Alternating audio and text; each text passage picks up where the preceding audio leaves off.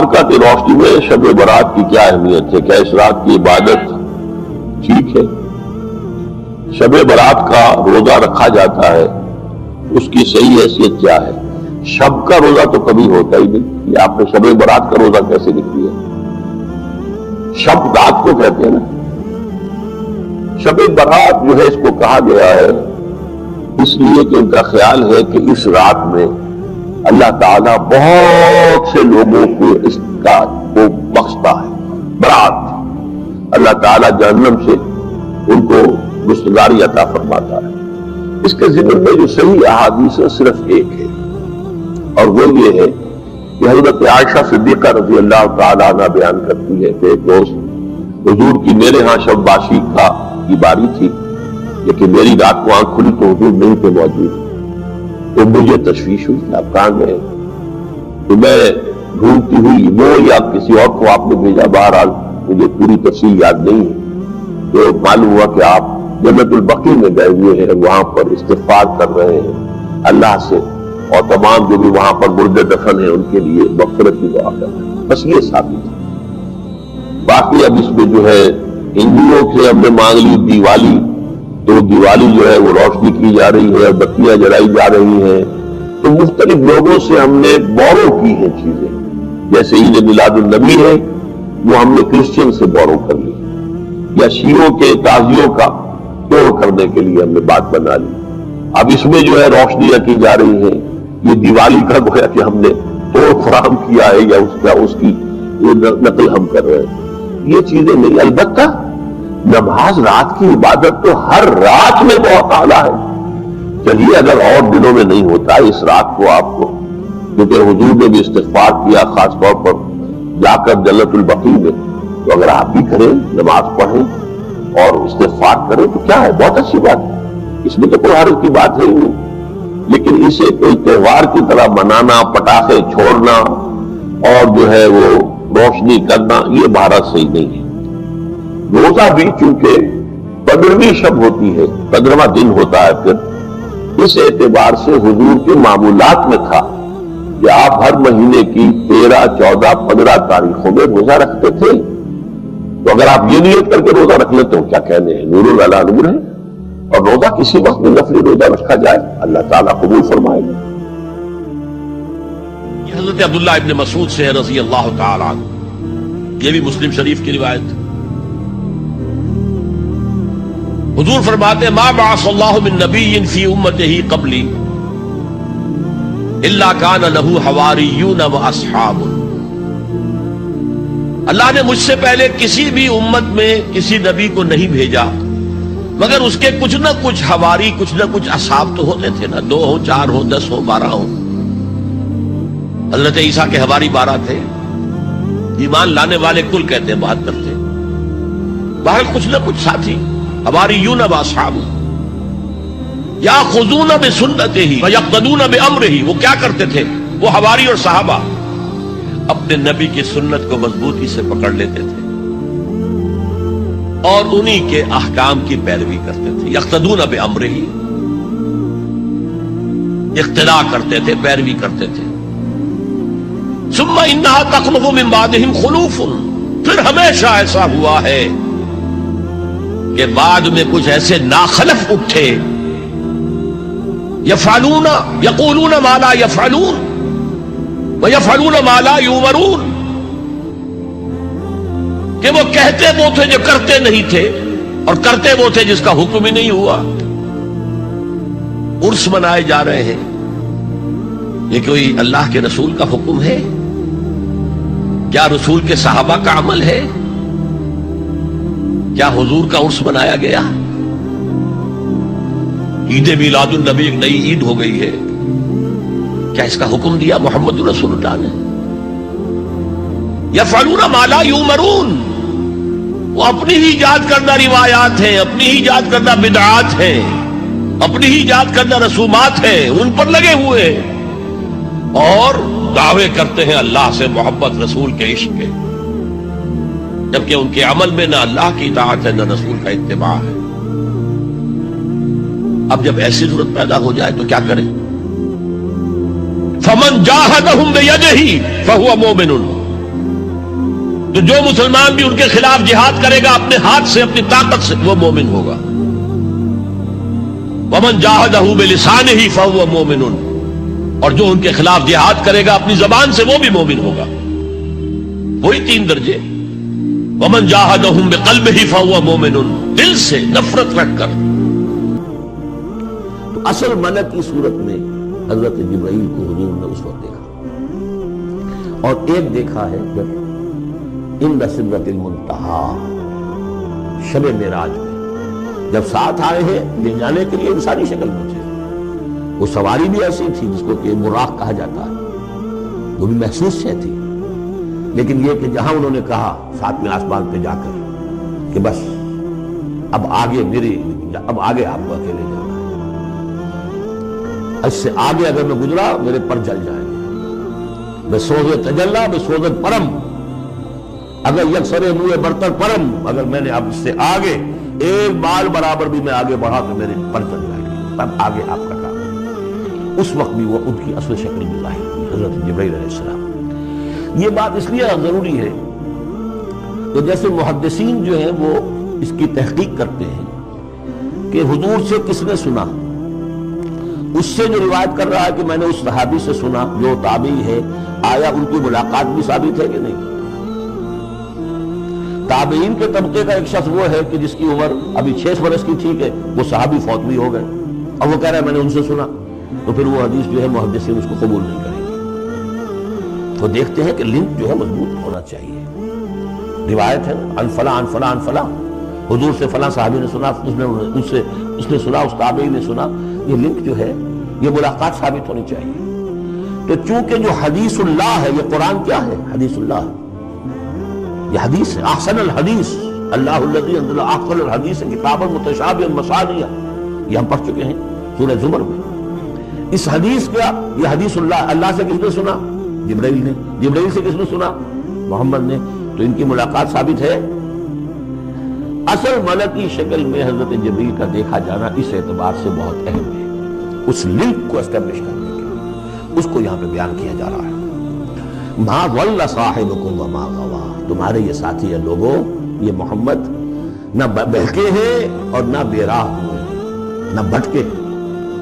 وما ينطق عن الهوى، اور یہ جو کچھ کہہ رہے ہیں اپنے جی سے نہیں کہہ رہے، خواہش نفس سے نہیں کہہ رہے.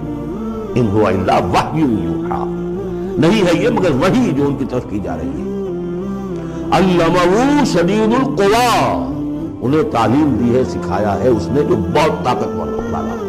یہاں حضرت جبرائیل ہے جو مراد ہے. علمہ شدید القوی، یہ قرآن کس نے سکھایا محمد کو؟ شدید القوی. ذو مرۃ، وہ بڑا زور آور ہے. فاستوى، وہ سیدھا ہوا. وہو بالافق الاعلی، اور افق اعلیٰ کے اوپر وہ محمد کو نظر آ رہا تھا صلی اللہ علیہ وسلم. ثم دنا فتدلی، پھر ذرا نیچے کو لٹکا، قریب آیا. فکان قاب قوسین او ادنی، اور پھر وہ اتنے قریب آ گیا کہ جیسے 2 کمانوں کا فاصلہ ہو یا اس سے بھی قریب. فاوحی الی عبدہ ما اوحی، پھر اس نے وحی کی اللہ کے بندے کی طرف جو وحی کی. وہ وحی کون سی تھی؟ وہ ہے اصل میں وحی رسالت. وحی نبوت جو تھی وہ تو شروع میں آ چکی، اس کے بعد یہ فترت ہو گئی تھی، کچھ وقفہ پڑ گیا تھا. شروع میں وحی جس سے کہ حضور کی نبوت کا ظہور ہوا ہے وہ تو ہے اقرا بسم ربک الذی خلق، خلق الانسان من علق، اقرا وربک الاکرم الذی علم بالقلم، علم الانسان ما لم یعلم. لیکن اب یہ سورہ مدثر کی آیات اس وقت نازل ہوئی. یا ایھا المدثر، جب حضور گھر آ گئے اور پھر آپ نے اپنی اہلیہ سے کہا، خوف زدہ تھے جو بھی منظر دیکھا تھا، ملک کی شکل، فرشتے کی شکل. اب وہ تو حضور ہی نے دیکھا جو دیکھا، ہم تو نہیں سمجھ سکتے کہ آپ نے کیا دیکھا. لیکن یہ کہ اس کے بعد آپ آئے، آپ نے کہا مجھے کمبل اڑا دو، لحاف اڑا دو، لحاف اوڑھ کر آپ لیٹ گئے. تو پھر وہ وہی یا ایھا المدثر قم فانذر وربک فکبر، اے لحاف میں لپٹ کر لیٹنے والے کھڑے ہو جاؤ اور خبردار کرنا شروع کر دو لوگوں کو. اور تمہاری اس دعوت کا نقطۂ آغاز تو انذار ہے، اور اس کا ہدف دنیا میں تکبیر رب ہے. رب کو بڑا کرو، اس کی بڑائی منواؤ، اس کی بڑائی نافذ کرو. اس کا نقشہ کھینچا گیا ہے. علمہ شدید القوی ذو مرۃ فاستوى وهو بالافق الاعلی ثم دنا فتدلی فکان قاب قوسین او ادنی فاوحی الی عبدہ ما اوحی ما کذب الفؤاد ما رأى، جو کچھ انہوں نے دیکھا ان کے دل و دماغ نے اسے جھٹلایا نہیں، یہ نہیں کہا کہ نہیں یہ کیا ہے۔ دیکھیے ایسا ہوتا ہے کہ غیر معمولی سی بات آپ دیکھیں تو ایک شخص ہو جاتا ہے میں خواب دیکھ رہا ہوں یا حقیقت دیکھ رہا ہوں۔ آنچنی بیریم میں بیداریست تو یارب یا بے خواب، اے اللہ جو میں دیکھ رہا ہوں یا ہم دیکھ رہے ہیں یہ بیداری میں دیکھ رہے ہیں، یہ خواب میں دیکھ رہے ہیں، وہ غیر متوقع چیز۔ لیکن نبی کو کوئی شک نہیں ہوا، ما کذب الفؤاد ما رأى، یکسوئی کے ساتھ دل و دماغ اور جو بھی آپ کی آنکھ دیکھ رہی تھی ان میں کوئی کانفلکٹ نہیں تھا۔ ما کذب الفؤاد ما رأى فتمارونہ علی ما یری، تو کیا تم اس سے جھگڑتے ہو اس چیز پر کہ جسے وہ دیکھ رہا ہے؟ اقبال نے کہا نا کہ قلندر ہرچے گوید دید گوید، جو شخص اپنا دیکھی ہوئی چیز بیان کر رہا ہے تم اس سے جھگڑ رہے ہو، تمہارے لیے تو وہ ایک غیب کی خبر ہے، اس نے تو دیکھا ہے۔ افتمارونہ علی ما یری وَلَقَدْ رَآهُ نَزْلَةً أُخْرَىٰ، اس نے تو ایک مرتبہ اور بھی دیکھا۔